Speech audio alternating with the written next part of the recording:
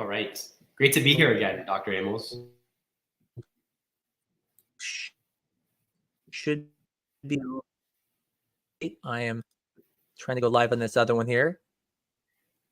We'll give people just a second here to get on. There we go. Yeah, it's awesome to be here. Yeah, it was definitely a fun show last time, and I'm looking forward. We had some great questions last time, and I'm just always so impressed by how incredibly knowledgeable everybody is that is, one of our patients. They really do their reading, and it's just impressive to see how much they understand some of this stuff. Yeah, I mean, I think the great thing again about this is that it's allowing people to ask questions. I mean, it's amazing how we think of things and how, the questions we have, and we think the questions they have, and then they come out with a question. We're like, oh, wow, didn't even think that would be a question. So, yeah, it's really exciting. Well, before we start, just to make sure everyone knows, if you are, coming to watch this, please watch it from one of the social media sites. The stream link is mainly for people who want to be on the show and who want to ask questions. Once you ask those questions, RA will, at that point, kick you off just so that way someone else can come on. There's only so many spots for people. So we talked about last week, we were going to start off this show by talking about a topic. And last time we talked about PGT. This week we were going to talk about PRP, rejuvenation of the ovary. And we kind of took a little bit of a pro-con point where I'm going to be talking about the pros of it, and Dr. Salem's going to be talking about the cons. And I think it's important to understand that neither of us are really pro or con for any of it. We think on both sides of it, there's some good arguments, but we just wanted to kind of present the two sides of it. And so I'm going to start first and go over the pros, and then afterwards he's going to talk about the cons. So, when it comes to the pros for using PRP treatment is, if we look at it from the standpoint of whenever you're doing anything, you usually have to have a theoretical reason that will actually work. So there has to be some plausibility to it. And if we look at PRP, what we find is that we know it does benefit. It does rejuvenate certain tissues. So it's actually used in sports. It's used to help things heal. And that's because the platelets have properties that allow for neovascularization, meaning to create new vessels in certain areas, and even reparative mechanisms. And so we know it should be able to help. And so one of the pros of using this is that we know it should help. And we're going to talk a little bit about the studies, whether it shows up, but there are some studies that show some benefits. So for example, there are mice studies that have shown that mice that have been purposely caused to develop menopause through basically chemotherapies have had improved fertility after using PRP treatment. There are multiple studies out there, none randomized controlled trials, but there have been multiple studies out there that have looked at women given intra-ovarian PRP. And what it's shown is a lot of times their AMH levels will go up, their FSH levels will go down, and even antral follicle counts can actually go up. And so we can make that next conclusion that if those things are improving, then potentially we should be able to get more eggs and potentially be able to get a better chance at pregnancy. And so when you look for the arguments for it, I think you can also make the argument that what is there to lose? Very few people are taking this who don't need it. So if someone comes in who's 25, who's already making 18 eggs, they're not really asking for PRP therapy at this point for ovarian rejuvenation.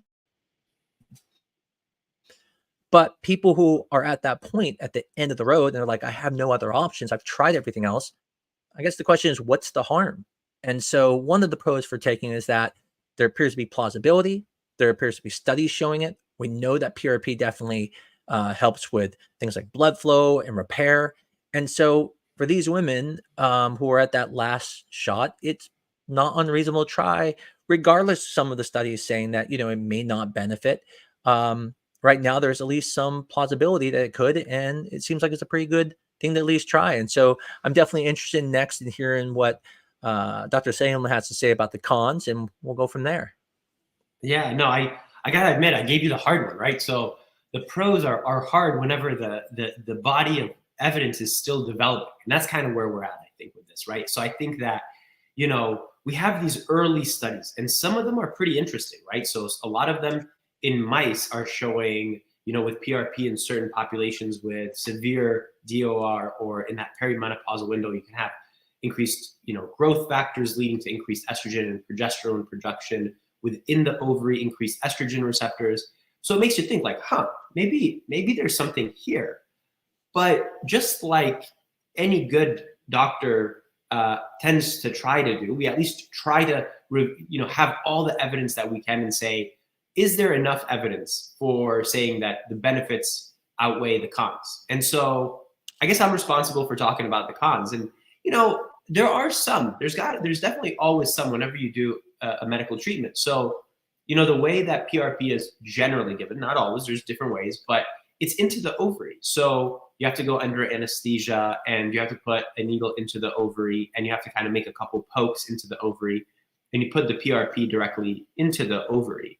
The other thing is that comes with some of the risks of, generally the things we would think of a retrieval, right? So, maybe a very, very small risk of infection, or a very, very small risk of bleeding. They're very small risks, but they're not zero.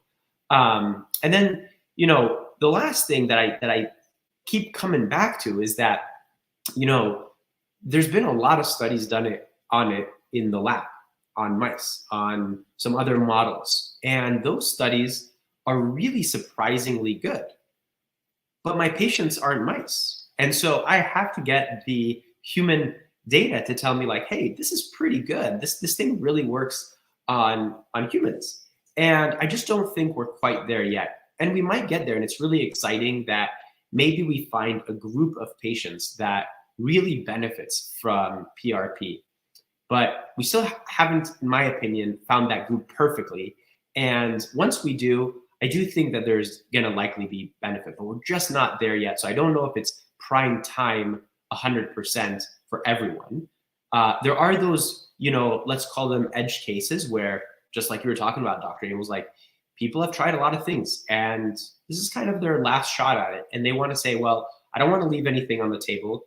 Maybe there's some early data around this. I'm willing to basically try it. I'm willing to kind of experiment here. And I think that's okay in certain cases, as long as our patients really know that that's where that lives. But I also, want to just throw out that the treatment is often not free. So outside of a clinical trial, you have to, pay for all the procedures in the lab and the procedure to do the mock retrieval kind of thing where you inject the PRP. And so there's this cost component as well. And in some places, I've noticed that this can be really expensive. It's kind of like, wow, I've seen some really high prices. But I don't know. That's my spiel about the cons. I'm really excited to see what comes in the future with it. And I think there's going to be a group of patients we can really help with it. Yeah. Yeah, I mean, before we started talking about this, and again, you and I share very similar views on this with regards to it's very exciting. Anytime we can do anything to help, our patients, it's always exciting. But the question is, how much are we helping, and how much could we be hurting? And like I said, the pro side is that I do believe there's a point where you should always be able to try something as long as there's no harm. And like you said, the harm does seem to be a little mild. It's a little harder on the pocketbooks. But what about the thing we talked about earlier, which is the patient population? Because I tend to find that the patients coming in aren't always the best candidates, meaning, if someone's 25 years old and has diminished ovarian reserve, if they are able to even make an extra egg, that's enough to potentially get them to success. But I tend to find that the people that come in are usually people who are so severely over, meaning, like, for example, not someone who just went into diminished ovarian reserve or just went into premature ovarian failure, but someone who's already been in the menopausal range for 5 years, and they're coming back for that, last hope, which kind of breaks my heart, because I know that population looks at the studies that say, oh, well, some women get their period back. But again, 5 years out and stuff. So I just wonder, what's been your experience too when it comes to people come for PRP, is it generally, are you finding too, it's people at that end stage, or is it people who, really might benefit from it more? Yeah, no, you're totally right. And I mean, I wish that that would not be the case so commonly, just so that we could help a larger fraction of the people that want to try this. There is a sort of a point of, let's call it no return with some of these things, and we don't know what that point is yet, but we seem to be, most of the patients that seem to come in are closer to that point than that patient you were talking about earlier, which was a patient who's maybe in their mid 20s, and they just have a really low ovarian reserve. And there are some elements of why they have such a low ovarian reserve that aren't perfectly explained. And maybe this is something where it really helps them, but because each egg, in theory, is going to be a really high quality egg. And I think that's a group that may benefit, but the studies need to be done. Yeah. There was a recent, well, I mean, I don't even know if it's been published yet, but there's that recent, it's called Revitalizing Female Fertility, Platelet Rich Plasma, Hyper Hope. And I don't know if you saw that was on recently, the REI, like, kind of Facebook group, they were talking about it. And, it was interesting. I mean, when you went through the whole thing, it was kind of talking about how there is some hope, but, there's definitely a lot of hype right now. And so one of the questions I saw someone was asking is what does PRP help with?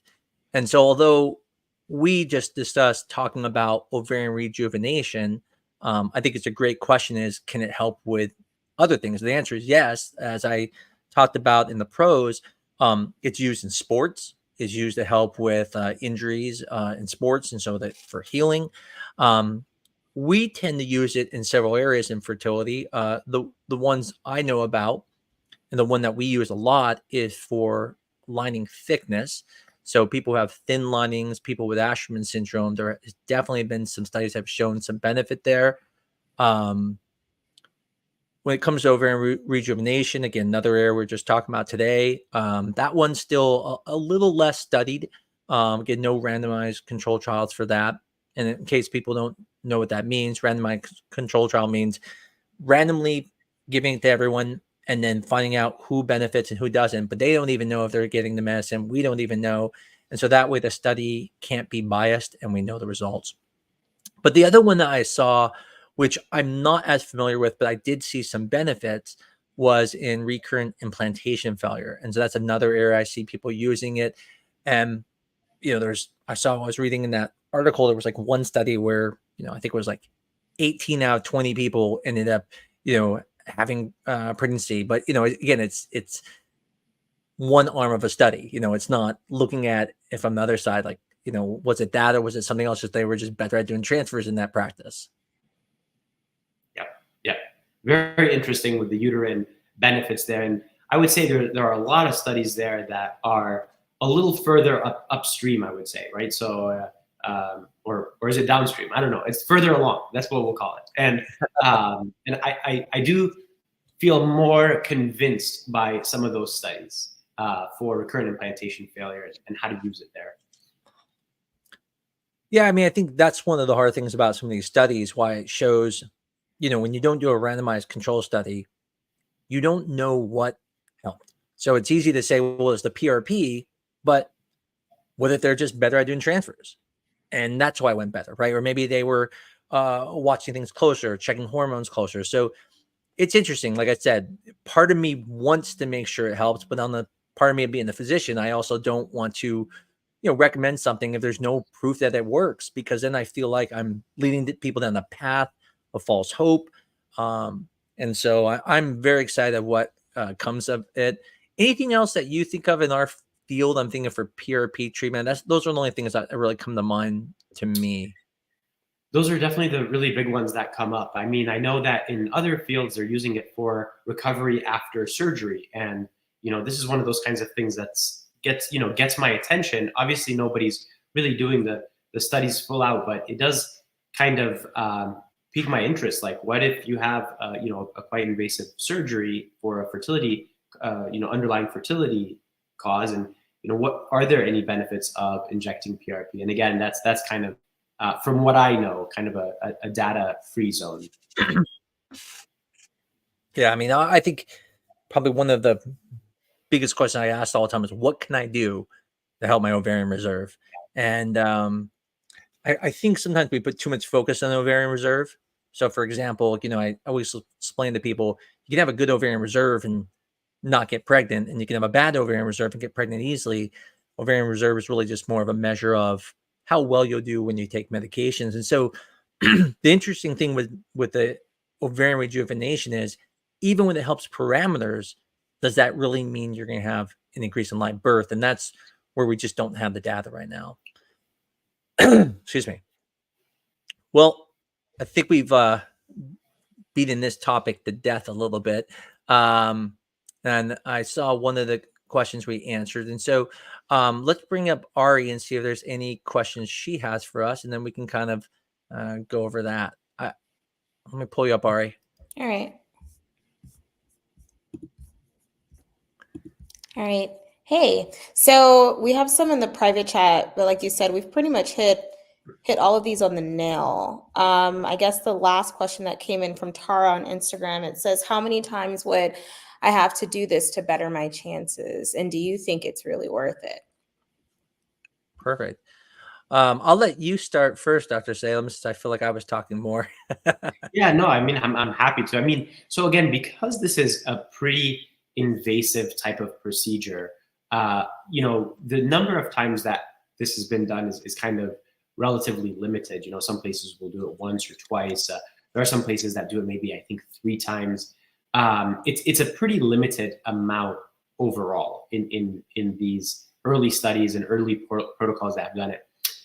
Interestingly, there is also a difference in how much you inject. So I don't think the dust has settled on that yet either. Some people may inject a little bit more, some may inject a little bit less. So again, this is one of these things where we're just not sure yet. Some people have tried it under some protocols and they say, this is our protocol and it seems to work for us, so we're going to stick with that protocol. But to say definitively it's 3 times or something like that, I mean, I don't think we have the data for it. Yeah, I mean, I can tell you at our clinic, we came up with a protocol looking at, other protocols. And, what we do is we usually do about 2 times whenever we are going to be doing it for a transfer to build up the lining. We usually don't do one early and then we do one a little bit later. I've seen some protocols where they'll actually give for recurrent implantation failure, they'll actually give the PRP 48 hours prior to the transfer. And again, that's even additionally with the other ones for building up the lining. With the ovarian rejuvenation, I've only seen people do it 1 time and then they look for the results in the study. So up to like 6 weeks or, out. I've never seen people do it over and over again, but I mean, I do know people will do it after a period of time. I believe the effects most say is about up to 60 days, 2 months. And then from there, I guess you have to redo it again. But as you said, there's no really good studies, so it's hard to really come up with a protocol. Everyone's doing different, trying to figure it out, and unfortunately, it's going to be hard to know.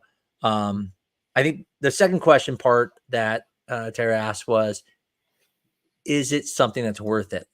I think that's a really hard question to answer, because what is worth it for me might be worth it different for someone else, right?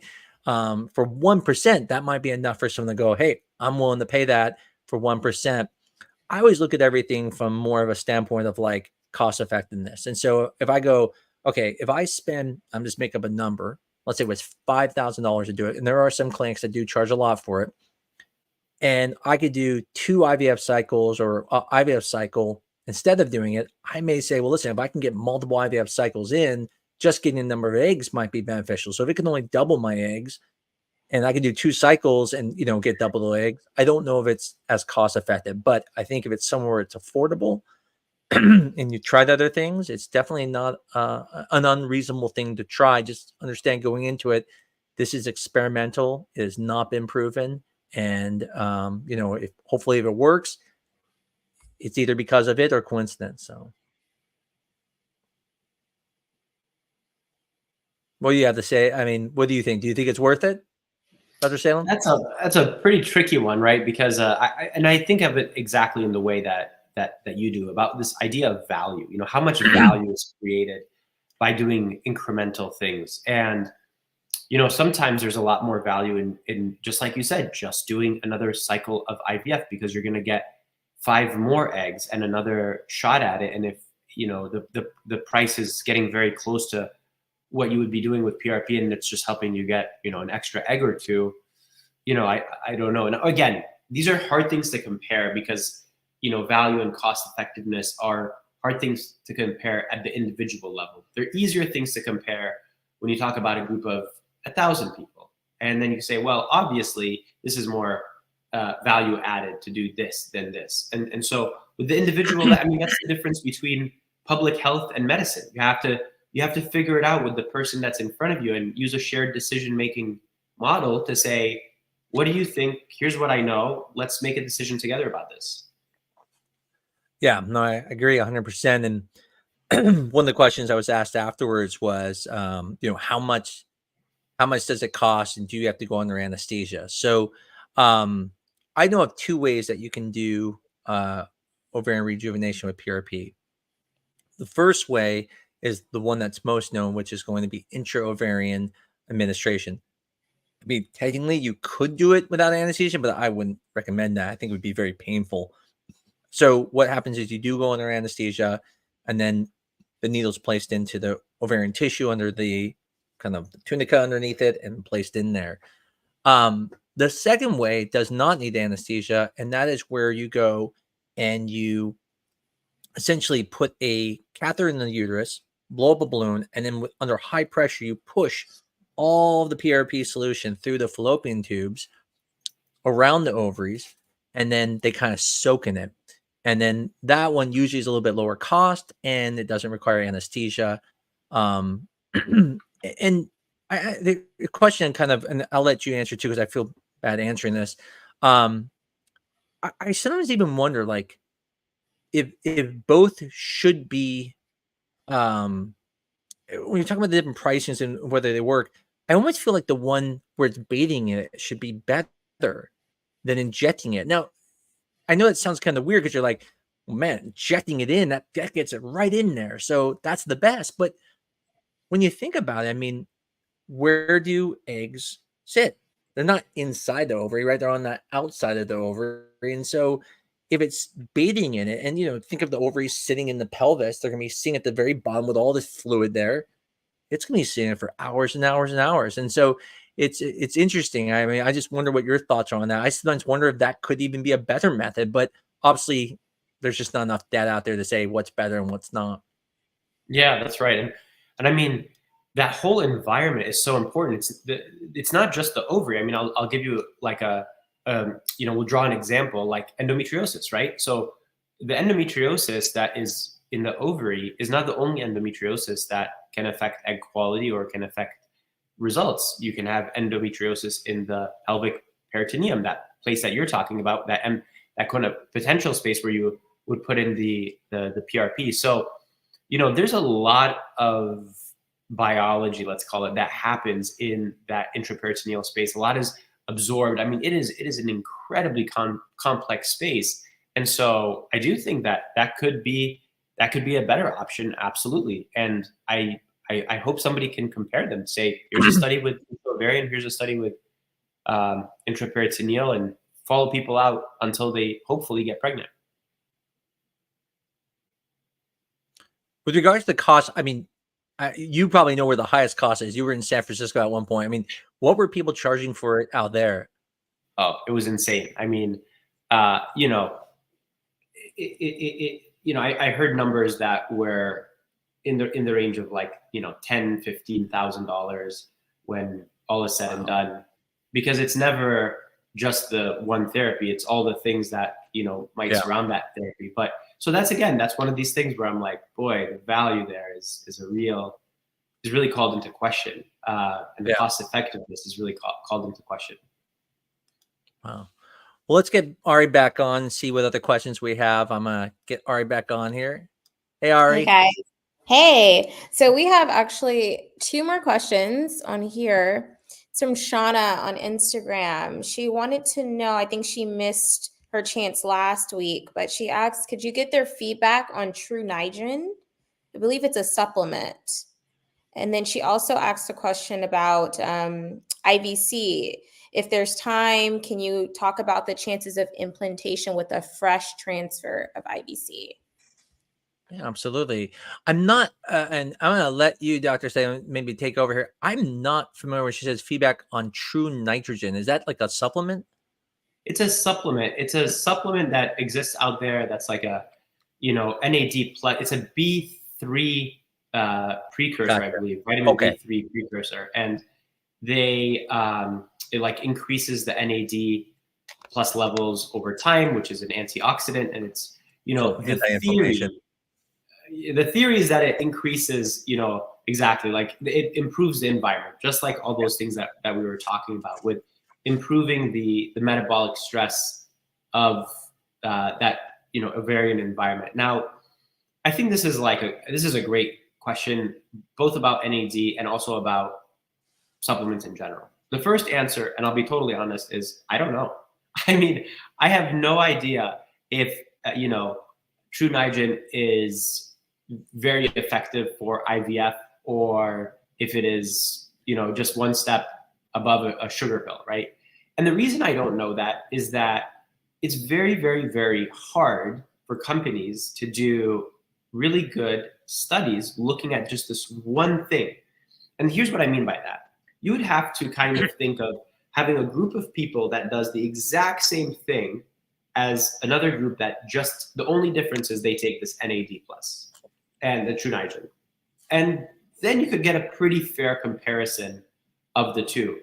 But, that's really, really, really hard to do. And so a lot of people are very interested in another concept. And I think this is kind of the more maybe impactful thing. And I think it's this concept of, health span and, one's healthy years of life. And I like to call the correlate of this, or kind of the thing that matters to me, the reproductive lifespan, right? About, how many years of good fertility are there? And is there anything that we can do to massively increase or decrease that? And I think this is a field of a lot of research. And we still have a lot of unanswered questions. And I would say True Nitrogen is on that list. Now, one other thing about supplements, I think that, there are many supplements that are out there that tout certain things. And I think that's great. And I think one of the things that we have to be careful with is that the supplement itself is manufactured in a way that it actually contains the thing that they claim has worked before. And so one way to kind of tell that sometimes is to look on the label and to see if it's been third-party tested. Does the product actually contain what they are claiming it contains? Because that would be the first question. If it doesn't even have what they're telling you it has in it, then game over. So that's kind of one way that I look at a lot of these supplements. And I mean, we could talk about supplements until tomorrow. And I'm very excited by some of the things that are coming out. But I think it's a place where we have to tread a little carefully. Yeah. Yeah. I mean, you brought up the point with regards to if you look at a study and you're taking the human body, and this is the thing I try to always get across to people, is that you can do the exact same thing over and over and over and get different responses from the human body. And, you're thinking about all the things that people are doing. So even if you have people taking the same thing, is their ovarian reserve the same? The stimulation protocol the same, right? Is their environment the same? One's going home to, let's say, a smoker. The other one's going home, to this, health addict. Like, one's working out every day. I mean, it's so hard to do something like that. And I think if there's ever been a study that has proven to us that you can't look at cellular information to be able to determine what's happening to a body, was the Women Health Initiative study. I think that was one where, there was absolute evidence that estrogen helped heart cells. Wasn't even the question. Every single study showed it at the molecular level. But then they went and actually did a trial and then found out, wow, it actually increased the risk of heart disease in some of these people. And again, you and I both know that there's a lot of problems with the study and things like that. But the point is, just because something in the lab as you point out, just because something in the mouse doesn't mean it's always going to be in humans, and that's what makes it so hard. And so I always take the thought of, does it hurt you, right? Is it going to cause any harm? And I think there's some things we can just think it out and intellectually say, no, that's probably not going to harm anything. So no big deal. Go ahead and take it. I think one of my favorite ones is McDonald's French fries after a transfer. There's, a big push that helps you get pregnant. And I tell people, why wouldn't you want to eat McDonald's French fries? They're so tasty. So, I mean, why not do it? But you're right. I mean, I didn't even know of that. I've never heard of that brand or something like that. So thank you for at least educating me on that. And then I think you said there was a second question, Ari, was about the chance of implantation with a fresh transfer of IVC, correct? Yeah. We have some rolling in. We have some more. So I hope you guys are ready for this. Yeah, I hope that people feel like they can come on too and come live and talk to us. Yeah, guys, if you want to join in and talk with the doctors, go to our website. We have the join live and ask your question link, so you can come straight to our space on Yardstream. Let's see. Did you guys already answer the question about IVC and the fresh transfer? We did not. So we can start that. I think, first thing is just explain what IVC is. So IVC is something that's, I wouldn't call it new, but there's a thing called InvoCell out there. And InvoCell is this device that allows embryos to incubate in your body versus in a petri dish. So with IVF, eggs are taken out, they're fertilized. The embryos then are in a petri dish and grow in there in an environment that mimics the inside of the uterus. And so we check temperature, we check the pH, and then we're able to look at those. When they're in this InvoCell, they sit in the vagina, which when you think about it, the vagina is internal, the temperature is going to be the same. It's not going to have oxygen. It's going to be very similar to the environment. And so when it first came out, it was only something that could be done to day 3. It has actually now been FDA approved to go to day 5 with the embryos. And so it's just kind of a different way to culture. Now, in the IVF way, we're able to culture and we can remove the fluid and put new fluid. We can adjust things. You can't do anything once it's in the body. So basically, for 5 days, it is culturing in its own fluid. And then what we do is we open it up. If we find embryos in there, we then put them back. So just so everyone understands what IVC is, I am not aware of any large studies yet looking at the success rate of using IVC. I've had the company tell me that they were having pregnancy rates of 70%, and that's just baloney. There's no way that a clinic is getting 70% pregnancy rates without doing testing when some of the best clinics in the world are barely getting 70% pregnancy rates. So I feel that's not very truthful, but you can cherry pick and make it sound better. I believe it's probably going to depend on obviously who's doing it. I think it's going to be, when you look at younger people, it's probably going to be pretty good, but it's such a different situation because when you're doing IVF, you're picking the best embryo. You look at all the embryos, you pick the best one. With IVC, you're just, hey, this is what we have. Sometimes you don't even have the best embryo that day. The best embryo could be a day later, but you're just putting back what you have then, and you put up the 2, and you could be putting back the 2 that aren't the best. And so I would say probably the pregnancy rate somewhere between maybe 30 and 40%, per embryo. It could be down to 20, 30%. Unfortunately, no one really knows. I know at our clinic, we've done fairly well with it. But again, the right patients, I don't know if you have anything to add to that, Dr. Salem. Like I said, it's I don't know of any actual data out there looking at it. Yeah, no, I mean, I think that, I totally echo your thoughts about it being just a really different approach to treating infertility. And I think the key thing to get the high success rates is you have to, let's call it cherry pick the right patients, but it's a good cherry picking. We want the people that are going to get benefit from it to do it. And we want the people that it's kind of a waste of time for them not to do it, So, and there are many cases where, right, like very, very low sperm counts, really bad candidate for InvoCell, right? Things like that. And I got to tell you, I kind of cheated. I looked up, and you were absolutely right on those success rates, because I think you have a lot of experience doing them, and you're exactly right. There's the mean cumulative live birth rate per started cycle was quoted as about 29 to about up to 50%. But in another place, they say 40%. So you hit it on the money. Yeah. I mean, I just based that off of just what I've seen at our place, experience. And you hit the nail on the head there. I mean, not everyone's a good candidate for this. And I usually see a couple people I think are good candidates for it. I think in my mind, the best candidate for this is someone who hasn't even done IUI. And let's say they have like their tubes are blocked, right?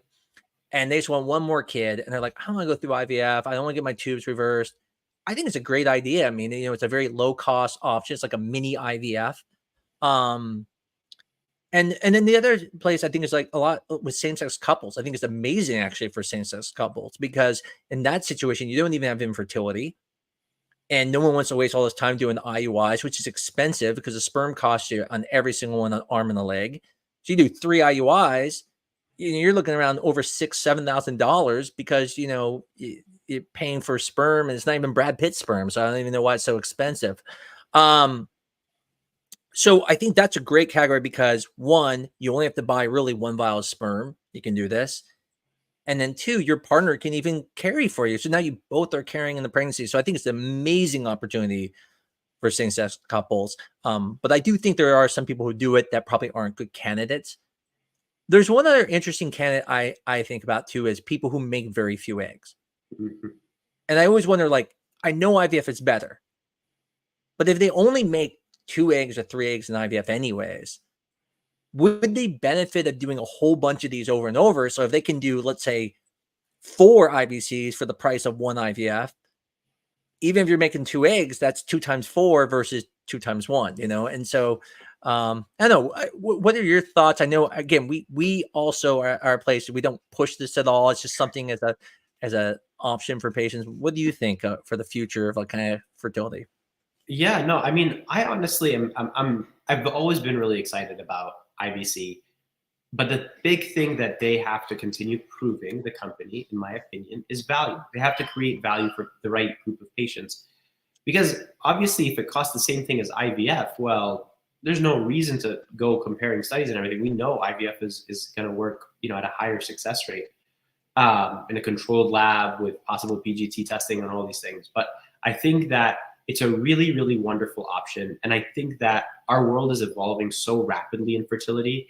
And as much as we want to continue getting deeper and deeper and understand more and more of the really nuanced basic science, I think we're at a point where we have to improve access. We have to create more opportunities for people to have different choices that are accessible to them. And I think this is, another opportunity that for the right person has increased access. And so that's the part of it that makes me very excited. Absolutely. Ari, I know there's some other questions here coming in. Yes, we have Julie. She submitted a question on Instagram. She asked, what is the success rate of transferring a 7-day embryo? Sam, why don't you jump with that one? Yeah, no, absolutely. I mean, so there's a lot to consider here. So just to take a step back, generally speaking, kind of modern IVF, let's call it, we grow embryos out to what's called the blastocyst stage. And they can develop at slightly different speeds. They can develop into kind of that blastocyst at the day 5 stage or the day 6 stage, or sometimes they're a little pokey and it takes them 7 days to get there. And what we know from a lot of the studies that have been previously done, both internal to specific labs as well as big published studies, is that on the whole, day 7 embryos implant at a much lower rate than a good, let's say, day 5 or day 6 embryo. There's kind of the basic philosophy is like, well, there was a reason it took them a little bit longer to grow. That's one part of it. The second part is this idea of genetic testing. So, I think the common thinking is that once you do the genetic testing, all embryos are created equal. Life is great. But unfortunately, even when you genetically test the embryo, and it is a normal embryo, there's a big difference between a day 5 embryo that's a high quality and a day 7 embryo that's a kind of even, let's call it mild or moderate quality. quality. And that difference can be, 30% for the day 7 live birth rate, up to 70% for the good day 5 embryo. There's more nuance to it. It's not like, doesn't boil down quite that simply, but let's say those are general guardrails for it. Yeah, and I'm sure at CCRM when you were there, I mean, you constantly look at your data. We look at our data too. Your point's well taken. I mean, we know that if you look at day 7 embryos and you test them, more of them are going to be abnormal than usually day 5 or day 6 embryos. And I was just on the podcast. I was just making a comparison to this of like someone going through high school. Everyone graduates, but the guy who takes 4 extra years to graduate high school, you start to question about, okay, how good is that guy if he took 4 extra years just to get through this? And so the same thing, why is the embryo taking longer? And when we looked at our data at our clinic, we actually stopped freezing day 7 embryos if they weren't tested. And the reason why is the pregnancy rates were so low, sometimes even under 20%. We've actually looked at, when you look at the lowest end of the embryos, like, in our category would be CC, other places that might be their, fair pores. We found there was almost no pregnancies. I mean, it was just so rare. A lot. And when I say no pregnancy, I mean, they would have a chemical pregnancy, but with it, it would never make it to live birth. And so we actually switched to only doing day 7s that have been biopsied. And even then, the difference between, even like you said, the A, the B's, and C's, there's a difference. And even our CCs had very low live birth rates.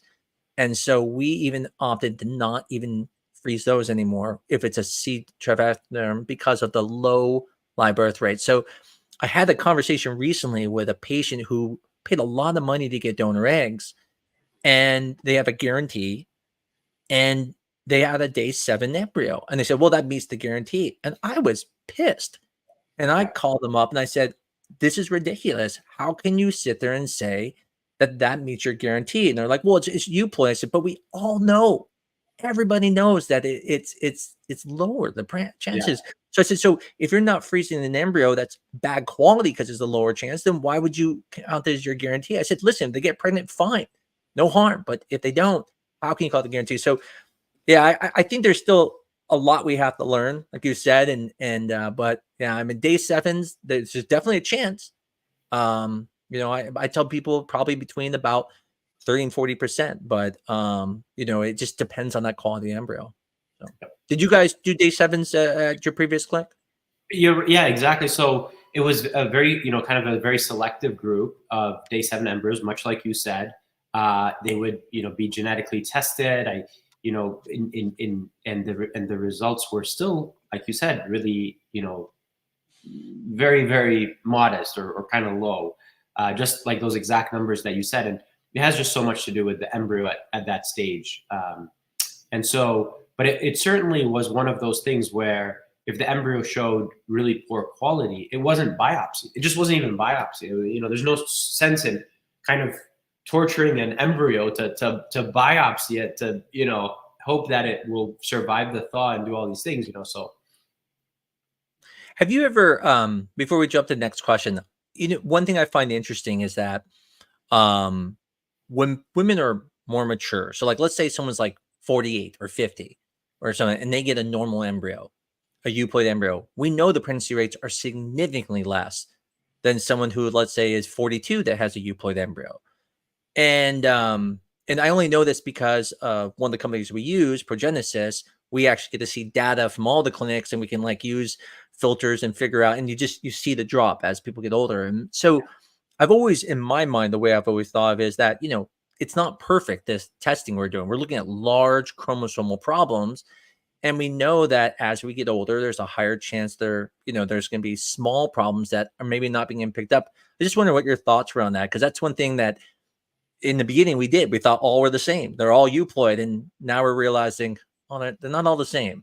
No, not at all. I mean, I completely agree. And, there are so many factors that go into that, same embryo, right? You're looking at an embryo that's let's call it a 5AB on day 6, and it's between a 30-year-old versus a 40-year-old woman. And those are going to have, different success rates. And it's because, there are different processes that are happening just inherently to these embryos, and it's definitely something that we see now.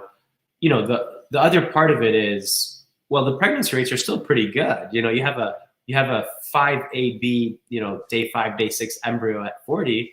I'm feeling pretty good about that. So, I think there are some differences, but I think that in the whole, the process, it still works, and those differences aren't colossal. I think once upon a time before PGT, when you were doing an embryo transfer, you might have seen a threefold difference if you were just transferring a single embryo in those two groups. And now that gap has really narrowed. Yeah, absolutely. Yeah, and the one that we did, the ones I've seen are like usually after 44. That's usually where you start seeing a real decrease, and almost like that same gap you talked about in the past. Mm-hmm. Mm-hmm. Yeah, and that's hard, and that's that goes back to that theme about reproductive lifespan that I'm very interested in, is how can we kind of extend that reproductive lifespan a little bit, and then use the tools that we have currently. One thing that's interesting too is, and I'm a little bit more mature than you, but we've been around for a pretty long time. When I first started, there really wasn't that much PGT. I mean, it was done, but there wasn't that much.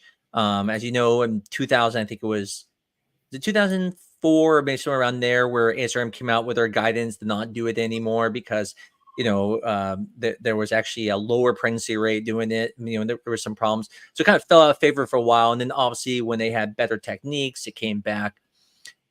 And so when someone didn't get pregnant, it was almost easier for a patient to accept it because they're like, okay, the embryo was probably abnormal. And one of the things that is harder today with PGT is that when it doesn't work, it's almost impossible to understand why from a patient standpoint. I try to explain this to them because they've never been in our shoes. We see hundreds and hundreds of these transfers, and we know that even a euploid, beautiful looking embryo doesn't always work. Yeah. But sometimes I feel one of my jobs is trying to explain that, like, how this perfect embryo doesn't work. And I feel like sometimes it's harder from people. I wasn't sure if that's kind of similar experience you deal with now that it's not like the old days of, oh yeah, it was just an abnormal embryo. I'm like, okay, then try again. Yeah. I mean, totally. The stakes feel like they're so much higher because we go through this one tool. The reality is it's not a perfect tool. It's good. It adds benefit to getting a little bit more efficiency out of each embryo transfer, but it is far from a perfect tool. I mean, even the very, very best embryos, will still kind of fail 30% of the time. I mean, that's a really big number, actually. And so there's a lot going on in the background that I would say just is not completely resolved or uncovered. And I think it is hard. I think like as a doctor, it is really hard to go through a failed cycle, and you've tried to do everything. You've added the PGT testing, you've done all these things. And that sometimes it's just biological luck. And there was an interesting paper, and it's been a topic of conversation about this idea of, is recurrent implantation failure a real thing, right? You put two, you do one cycle and you put a euploid embryo in, and then you do another cycle and you put a euploid embryo in. They both fail, and you get the label of, recurrent implantation failure. And the reality is that just kind of like an anomaly, like a mathematical anomaly, right? You can flip a coin twice and never get heads, of course. And, this is a little bit of that similar process. It doesn't mean that there was actually something wrong with how the process went. It could have been that everything was perfect. It just didn't work that time. And I think that's a really hard thing to live with, both as a doctor and as a patient, I think. Well, it's a scary thing, right? I mean, I don't have a uterus, but if I did, the scariest thing in my mind would be, oh my God, my uterus can't hold a baby. Right. I mean, I don't have one. I think I'd be afraid to death about that. And so it's kind of one of those things we're worried about already. And then when it doesn't happen and you see so many other people get pregnant, you start thinking, is there something wrong with me? I do agree with you. I think that gets thrown around too fast. I think you have to look at the parameters and say, well, was it PGT? Was it not? That's the benefit, I think, of when you do PGT, is you can at least say, okay, it's not due to genetics. Now we need to look somewhere else. We know what the statistical chances are. Do we have to look at ERAs? Do we have to look at receptiva? Do we have to look at all those different things? But yeah, it's like I said, that's one of the hardest parts of my job is when it doesn't work. You feel just so guilty. And I know you know the feeling of that just horrible guilt of, could I have done anything different? Like, I wish I could, but you're right. There's just some things that are out of our control, and it could be just something biological. Anyways, I'll let Ari come back. I know we didn't give her a chance to tell us some other questions. Yeah, we have about 2 more. Did you guys talk about the successful transfer of a rebiopsied embryo? Did you guys touch on that? We have not. Okay. Yeah, That's Julie's second part of her question. You want me to start? However, yeah, go for it. Yeah. So this one, I feel like we never give any answers here. We're always like, well, it depends and stuff. And I think this is one of those things again where there's a guy named Richard Scott who is a pretty big name in our field, and he does lots of studies about PGT. And so he's actually looked at this about, would a rebiopsied embryo have a lower pregnancy chance? And there's been other studies too that have shown things that where it shows there's lower, and then there's some that said it's the same. In his study, and it's a very good clinic and very good embryologist, they did not show an issue with a rebiopsied embryo. But the problem here is, what do you define as a appropriate embryo to rebiopsy? And this has been actually shown in studies that depending on how many cells you can take before you start hurting the embryo. And so I'm going by memory, but if I remember correctly, for a high quality embryo, so this would be considered like an A at our clinic, or B plus at the other clinics, so it would be considered like good, or it'd be considered, I think some other ones use like an A at theirs. You can take up to almost 12 cells and not hurt the embryo. But when you get to the next level, like a B, you're down to something like, 6 to 8 cells. And then you get to the lowest level, it's like 4 or 5 cells at the most. And then you start hurting the embryo. And that's because when you actually look at the embryos, there's actually fewer cells. So, I mean, there's so many more cells in an A embryo versus a B versus C. And so if you're rebiopsying an embryo that is a C embryo, you're definitely going to hurt the chances. I mean, you're going to see a lower chance.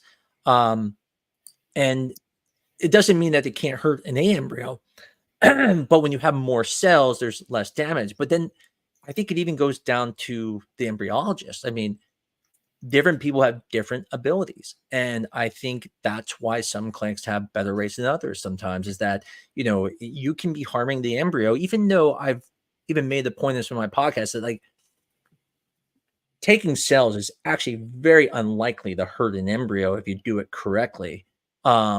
Just because there's so many cells, you're taking a small sample of a very, large thing. But with rebiopsies, there has been some studies that have shown that there can be decreased pregnancy rates. But like I said, the one I usually quote is the one from Richard Scott, and showed there wasn't when done on the correct embryos. And so at our clinic, we don't recommend ever rebiopsying an embryo with a C ectoderm. If it's done once, even if it comes back inconclusive. Now, I make the argument that if you have some disease state that you're not wanting to do, well, then it's not unreasonable, because you're not going to use that embryo anyway. So even if you harm it, it makes sense to at least do the biopsy. But I'd love to hear your opinion on this, because like I said, the data isn't 100%, but I think it has to do with the quality. And so I want to see what you think about this. Right. No, absolutely. I mean, this is like the really tricky part of about our field, where you have great people doing great research and they come up with completely different results or outcomes, right? And so I'm thinking back to a study that was done at Cornell at one point, and in that study, they actually showed that if you rebiopsy the embryo, the ongoing pregnancy rate was about 10% lower when you did that. Now, it's definitely true that there is that, there's other studies at other places that say, it depends if you pick the right embryo to rebiopsy, et cetera, it should be okay. And then there's like all kinds of like little nuances about, you know, why were you rebiopsying the embryo? Was it that the genetic output that you got was all over the place, or, you know, was there some contamination or something else? You know, so there's a lot of variables that actually go into that, even at that level. But I'm totally in the same boat. I don't think that rebiopsying embryo, first of all, it happens so rarely that you have to rebiopsy an embryo. And second of all, I don't think that, again, you're getting a lot of value added at that point. Where the value really comes is you got 7 embryos. You need to figure out where you start with transfers. And PGT tells you it's embryo number 1, 3, and 5. And, you know, that's where it really gives you a lot of benefit in order to be able to do the next steps of a, you know, single embryo transfer and other, you know, good things like that. But I'm not a fan of rebiopsying embryos, except in, you know, kind of edge cases, again, where we're looking at like single gene disorders and things that really, really, really have a big impact. And again, I think this is one of those things where, as a patient, it seems like, well, why wouldn't you do it? Just retest it, you know. But you have to thaw it, and you have to retest it, and you have to freeze it, and all of those little things are just a little bit of stress on the embryo at each point. Yeah, no, I agree, and I think that's the point where you said, if you know you're willing to put it back anyways, you know, then why biopsy? Just put it back if you're okay with that. And because rarely are you going to have an embryo lead to something like a child with Down syndrome or something like that. I mean, it's still very low risk in most patients. And so you're right. Depends on what the purpose of why you're doing it. I know we're kind of getting short on time here. There is one question I see, Ari, that is about the natural FET. I don't know if we want to do that one, or maybe we can open the next show with that one and just talk about natural FET. Because I think it's a great question. You know, I mean, I think we could talk a lot about that. There's definitely, I don't even know there really are cons other than the fact that there's lots of cancellations and things like that. But I think that'd be a good one. I did see there was a comment earlier about does baby aspirin help increase follicles during stimulation? And it's funny, this question, because I've been through IVF twice. And the first time that I went through IVF, I had my wife taking baby aspirin, because the thought process was, you know, and this, I'm telling you as a patient, not as a doctor now, but as a patient, it's like, oh, well, it thins the blood, more blood flow gets to the ovary, and the ovary is going to do better, and we're going to make more eggs. So I was like, yes, let's do it. Then I went and actually read a reproductive book and, you know, looked at the data. I forgot the guy's name. I don't know why I'm going blank. He was in Texas, I believe. I cannot remember the name, but he wrote this book and he actually did the studies on this, and he showed it just didn't make a difference. And so the second time my wife went through, I did not put her on baby aspirin because it just didn't show up. And so I was wondering your input on that. I mean, I kind of tell people, like, listen, I don't care if you do it. It doesn't show really any benefit in that situation. But what's your thoughts on that? Yeah, I agree. I mean, I think this is one of those things where you're like, is more necessarily better. And this is like, you just keep piling on like, oh, this is good, and this is good, and this is good. Well, you know, aspirin still has some side effects and some risks. And even though it's like a baby aspirin, they're very small, et cetera. I mean, I wouldn't say I'm against it. I'm not strongly for it. I think it lives in an area where, you know, I don't think it does enough benefit to kind of warrant its consistent use. But, you know, you did the real life experiment. I don't know. I defer to you on this one. That's why I thought it was a great question. I'm like, oh, it's the thing I thought. And I'm, again, my wife and I, we're like, it can't hurt, you know, but then the second time, you know, I knew the study then. I was like, oh, it's not worth it. I told her, don't take it. You're keeping us hanging here. What was the result of that IVF, of those IVF cycles? Well, so the first one we did it, we had success. The second one we never did it. It took us multiple IVF cycles and we could ever actually get to retrieval. But when we got the retrieval, we had success. So I tell people all the time, like, for the actual retrievals we did, we always got pregnant every time. It's just that it took us a while to get to the retrieval on a few of them, lots of cancel cycles and stuff. So yeah. So, I mean, look, it worked both times. So It's probably just my wife is awesome, and that's all it is.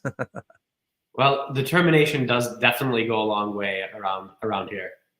Yeah, absolutely. I always tell people, if you're willing to keep trying, eventually you'll get there. Um, I know we have a couple questions there, but I think we're gonna end it for tonight. And then what we'll do is, Lauren, I see your questions there. We'll pull that over to our next show, and we'll talk about that. And then Jackie, we'll talk about your natural FET question next time. Anything you want to end on, Dr. Salem? No, this was great. I really enjoyed it. Would love to see some more people like come on and ask us their hard hitting questions, and really excited to do this the next time.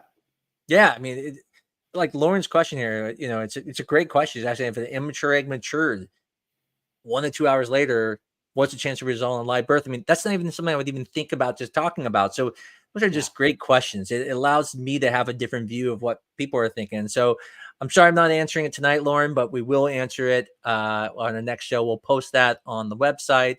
And again, we love people to come on the show too. Don't be afraid. We won't bite you. Awesome. See you Ari, all. thanks as all the time, Ari, for always doing this and running everything. We really appreciate it. You are more important to the show than we really are. So thank you. Of course. And just like Dr. Amos said in Salem, if we did not get to your questions, I know we have some on Instagram as well and some from YouTube. Please keep submitting them. We'll keep them in a little archive, and we'll make sure to have them in the future shows so they will be answered. Well, thanks, everybody. Thanks, Dr. Salem. Thank you. Take care. You too. Bye-bye.